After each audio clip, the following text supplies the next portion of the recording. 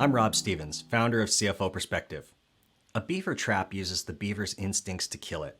When a beaver senses danger, its instinct is to go to deeper water. The trap scares the beaver when it latches on. Deeper water is usually safer for beavers than shallow water or dry land. Instinct drives the beaver to deeper water, but the trap is heavy, so it drags the beaver down and drowns it. The instinctual solution for many business owners is growth, but growth can drown you under an increased workload with smaller margins. Instinct can drive you into the clutches of the trap. The perceived instinctual drive towards the safety of growth is the very thing that can kill your company.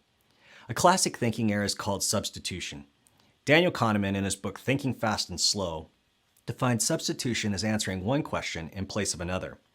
Our minds frequently replace the assessment of the question we want to answer with a simpler answer to another question. One example is when a business owner lands a big deal, a big customer, or has high growth. They assume they have higher returns. In this case, the owner answers the question, am I increasing my profitability, with, am I growing sales? Bigger isn't always better. Growth does not always equal profit.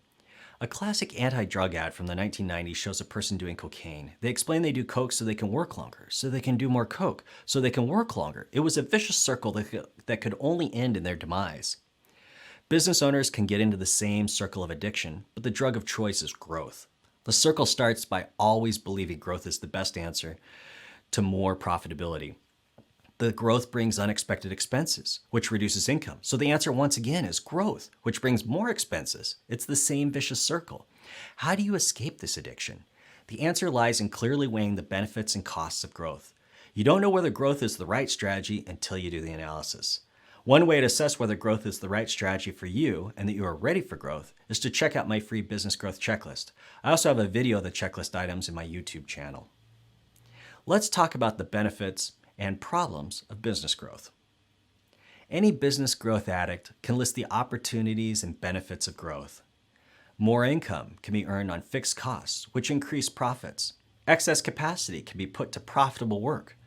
Growth excites and motivates staff. New markets and customers provide revenue diversification and reduce risk. Inventory can be purchased in larger quantities to get lower costs. Growth can bring all these things. There's also a list of costs which can outweigh these benefits. The anti-drug ad shows the addict realizing their assumptions had led them into a downward spiral. The first step of quitting an addiction is ending the denial. For growth addicts, this means realizing growth isn't always good. Let's talk about some of the ways to know if you've fallen into the growth trap. Reduced margins. Growth can only increase your profits if it is achieved with positive marginal return on investment. This is not easy to predict because both revenue and costs shift with growth. The easiest way to increase sales is to reduce prices. If your margin is tight now, it may be tighter or negative at the lower price. You only know your marginal cost and profit from a well-constructed profitability analysis. Lowering prices doesn't guarantee increased sales either. Your competitors may match your lower price to maintain their market share. Your competitors took away your growth, leaving you with only the losses of a reduced margin. Welcome to a price war where everyone loses. Chasing volume with price reductions may be a race to the bottom in a war of attrition. Very few survivors end up and they're very weak. Cannibalization.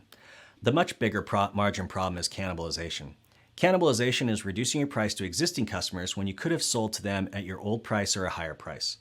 For example, let's say you usually sell your widgets at $100, but you lower the price to $90 to drive growth. If you normally sell 1,000 widgets, your price dropped $10,000. Do you know how many more widgets you need to sell at the lower price just to recoup this lost profit? The only way to know is to know your marginal profit per widget. Otherwise, you are guessing or blindly running on instinct. Pricing decisions require this analysis. I've developed a free price change analysis template you can download to estimate your profit changes. Sales staff are painfully aware of the deals they are losing, and reducing your price seems like the easy solution. They may not be aware of the loss in revenue on all existing deals by lowering their prices and may not know your marginal costs. You have to run the numbers. Increase costs.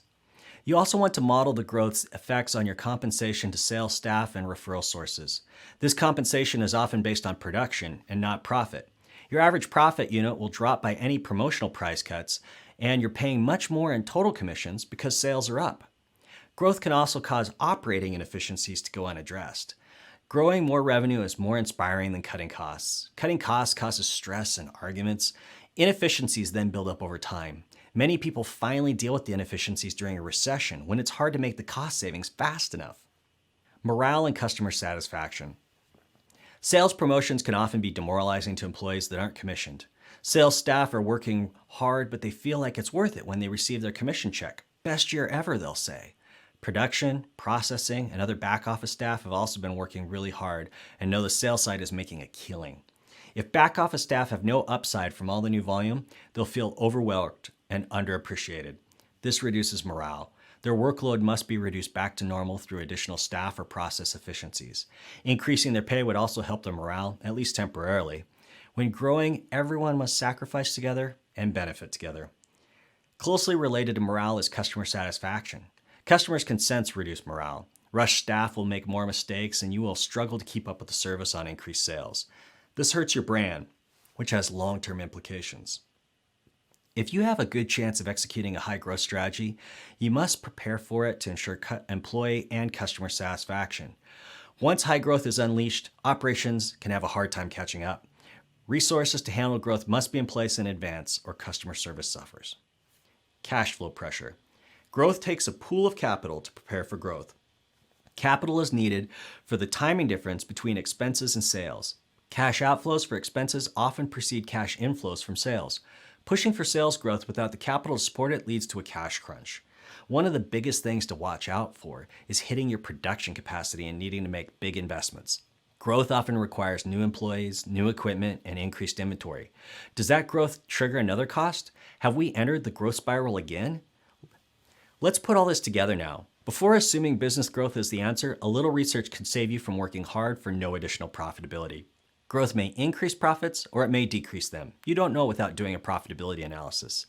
The main thing to remember is that growth does not always mean more profits. More profits may not always mean more cash flow. In fact, growth will likely cause your cash flow to go down in the short term. It's easy to overestimate profits because revenues are easy to measure, but capturing all the costs isn't easy. Smart businesses think fully through the growth to identify all the costs and changes of those costs.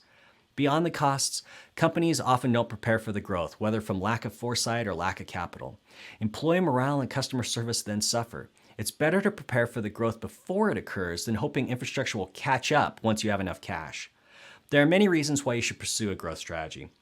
Many people pursue a growth strategy without considering its costs, the market reaction, and other strategies. You can avoid the pain of unprofitable growth by analyzing both benefits and costs before committing to it. Growth is exciting. It feels like success, even when it's unprofitable. Don't trust instinct. Do the work to make sure growth is the right strategy for you. Download my business growth checklist to make sure growth is the right strategy for you and that you are ready for growth. You can also watch my video on how to know if you're ready for growth via the link below.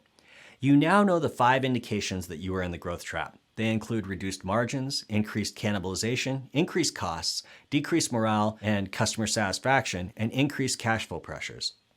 The good news is that you can escape the trap by keeping a cool head and not instinctively thinking the answer is always growth. Do the planning and analysis to know if growth is the right answer for you and if you are ready for growth. I wish you profitable growth, and I wish you well.